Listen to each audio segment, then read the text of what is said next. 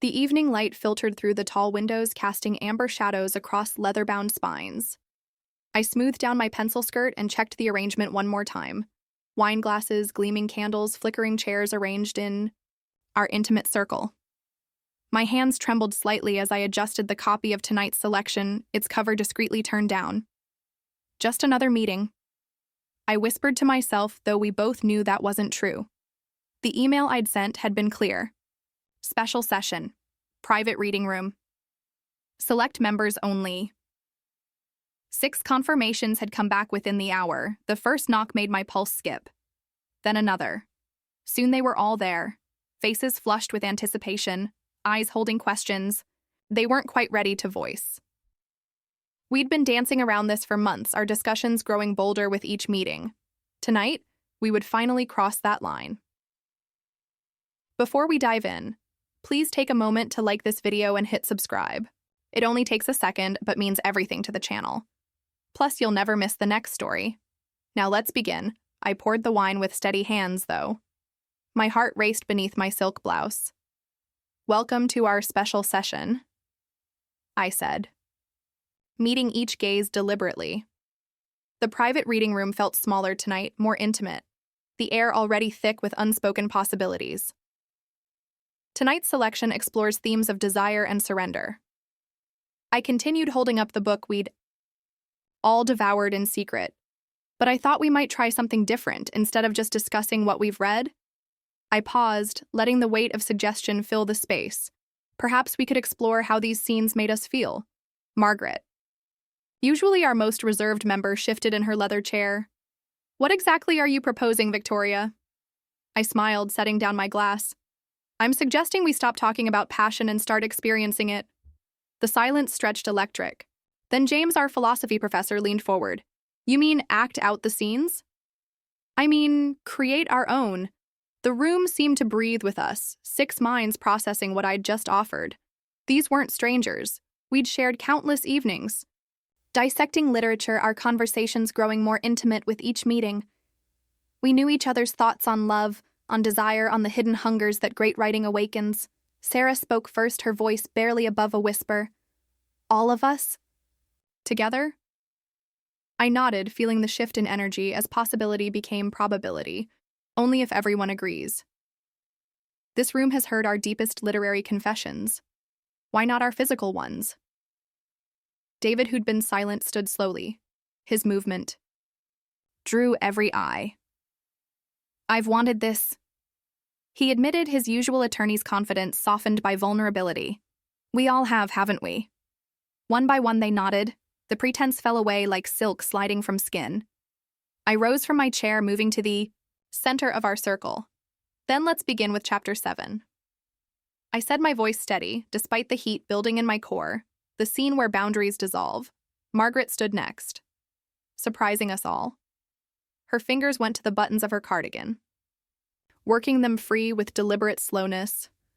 I always imagined myself as the protagonist in that scene. She confessed, the one who takes control.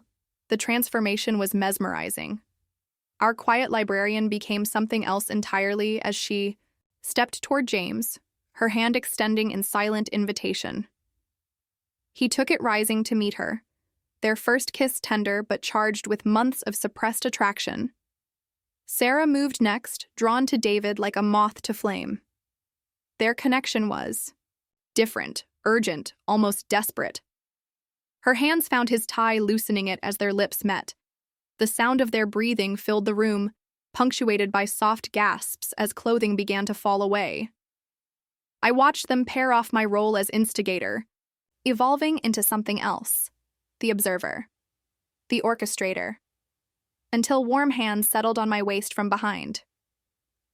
You started this, a voice murmured against my ear. Michael. Our youngest member, usually so shy during discussions. His touch was anything but timid now. Don't you want to participate? I turned in his arms, finding his eyes dark with intent. I thought you'd never ask. His kiss erased my last hesitation. Around us, the room transformed. What had been a literary salon became something primal, essential. The careful boundaries we'd maintained for months dissolved like sugar in wine. Margaret had James pressed against the mahogany shelves, her hands exploring with newfound confidence. Sarah straddled David in one of the wing chairs, their movements synchronized, desperate. The sounds of pleasure began to fill the space. Soft moans whispered names, the rustle of clothing being hastily removed. Michael's hands were reverent as they traced my sides, finding the zipper of my skirt. I helped him, stepping out of it as it pooled on the Persian rug. His intake of breath made me smile. Better than you imagined, I teased, pulling him toward the antique desk that dominated one corner. Everything about tonight is, he admitted, lifting me onto its surface. The cool wood against my skin made me shiver, or perhaps that was his touch now. Bolder, more assured, I wrapped my legs around him, drawing him closer. Behind us, I heard Margaret's commanding voice. Just like that, don't stop. The professor had become the student, and she was an exacting teacher. Michael's lips found my throat, tracing a path that made me arch against him. My hands explored his chest. Surprised by the firmness beneath his usual loose shirts, we'd hidden so much from each other, maintaining our proper facades. Week after week, a particularly loud gasp drew my attention. Sarah had moved to the plush ottoman, David kneeling before her, his attention focused between her thighs. Her hand tangled in his hair, guiding him. Her usual shyness completely abandoned. The sight sent a bolt of heat through me. Michael sensed my distraction, following my gaze. Should we join them? He asked, his voice rough with desire. Before I could answer, Margaret appeared beside us, James trailing behind her like a devoted puppy. Her blouse hung open, her lipstick smeared. She looked glorious. I have a better idea, she said, that new confidence radiating from her. Why don't we all come together? Like in Chapter 12, the suggestion hung in the air, loaded with possibility. Chapter 12, where boundaries blurred completely, where individual desires merged into collective ecstasy. Sarah lifted her head from where she lay, her eyes glazed but interested. All of us? All of us. Margaret confirmed. Here now. The reorganization was organic, instinctive. We moved together, drawn by invisible threads of desire. The Persian rug became our stage, bodies intertwining. In configurations we'd only read about. I found myself between Sarah and Margaret. Their touches different, but equally intoxicating. Sarah's were gentle, exploring, while Margaret's held that newfound authority. The men moved around us, their hands and mouths everywhere, creating a symphony of sensation. Time-blurred individual experiences merged into collective pleasure. I lost track of whose hands were where, whose lips pressed against my skin. We moved as one organism, 6 bodies finding rhythm, finding harmony. The first climax triggered a chain reaction. Sarah's cry of release sparked Margaret's, which drew groans from the men. I felt the wave building in myself, inevitable as the tide. When it crashed over me, I wasn't alone. We peaked together, a chorus of ecstasy echoing off the book-lined walls. Afterwards, we lay tangled together, breathing heavily, skin glistening in the candlelight. The books watched us from their shelves, silent witnesses to our transformation. Next week, Margaret said, finally, her voice hoarse but satisfied, I vote we read something from the Victorian collection. Laughter rippled through our group. Even now, we couldn't resist returning to literature. I have just the thing, I murmured, already imagining the possibilities. A private edition. Very rare, very instructive. James propped himself up on an elbow. Same time? Same place, I confirmed. Though perhaps we should skip the discussion portion and go straight to the practical application, David suggested, pressing a kiss to Sarah's shoulder. Exactly, as we slowly disentangled dressing with unhurried movements, I felt a shift in the room's energy. We'd crossed a line tonight, but instead of regret, there was only anticipation. Our book club had evolved into something far more interesting. Michael caught my hand as the others gathered there. Thank you, he said simply. For what? For knowing what we all needed, for being brave enough to suggest it. I squeezed his fingers. Literature is meant to inspire action, don't you think? He smiled, that shy expression I'd grown fond of. I can't wait to see what next week's reading inspires. Neither could I. As I watched them leave, each pausing to kiss me goodbye, a new tradition apparently, I thought about all the books lining these walls, so many stories of passion, of desire unleashed. We'd only just begun to explore them. The room settled into silence, but it was different now, hard. The leather chairs bore the imprint of our bodies. The rug still warm from our exertions, I trailed my fingers along our desk's edge, remembering Michael's touch. Next week couldn't come soon enough. I selected a volume from the restricted section. Its spine unmarked, its contents known only to a few. The pages fell open to a particularly scandalous passage, and I smiled. Yes, next week would be very educational indeed.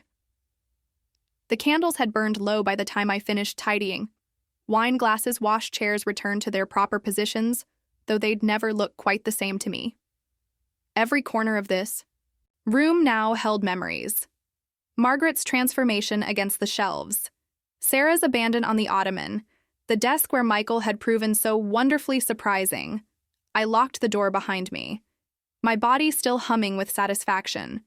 In my bag, the rare Victorian volume waited, its pages detailed scenarios that made tonight seem tame by comparison. My heels clicked against the marble floor as I made my way through the darkened library. Row upon row of books stood sentinel guardians of countless secrets. Now they guarded ours as well. The night air was cool against my flushed skin as I stepped outside. Already my mind was racing ahead, planning, anticipating we'd discovered something tonight, something that went beyond literature, beyond discussion. We'd discovered ourselves. My phone buzzed. A text from Margaret. Already counting the days. Then another from Sarah. Can't stop thinking about tonight. David. Best book club ever. I smiled, typing my response to the group. Next week we explore the complete works. All volumes come prepared. The responses came immediately, eager confirmations mixed with teasing suggestions. Our formal book club emails would never be the same. As I walked to my car, I thought about transformation, how the right story at the right moment can change everything. We'd spent months discussing fictional characters' desires, their choices, their surrenders to passion. Tonight, we'd written our own chapter, and this was just the beginning. The Victorian collection alone would take months to properly explore. Then there was the French literature section, the ancient texts, the modern interpretations.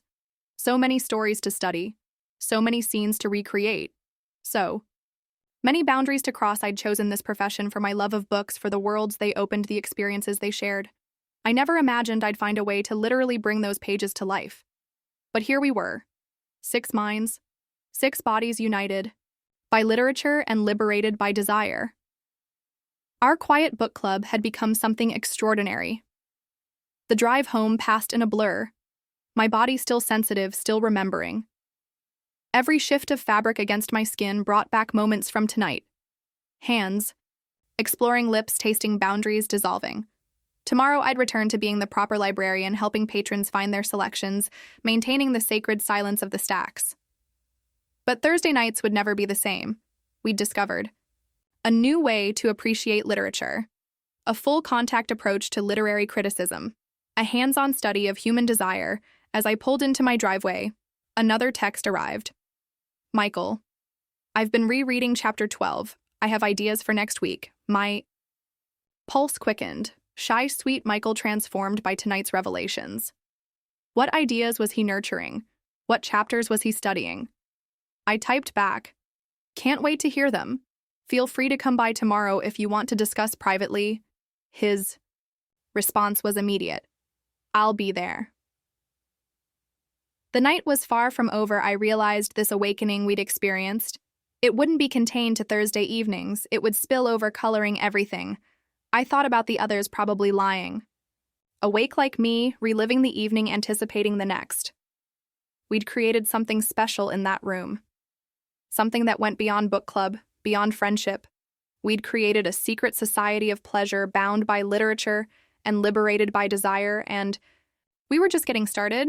Book clubs were never meant to be this hands-on, but sometimes the best discussions happen without words. What's the most daring thing you've done with your reading group?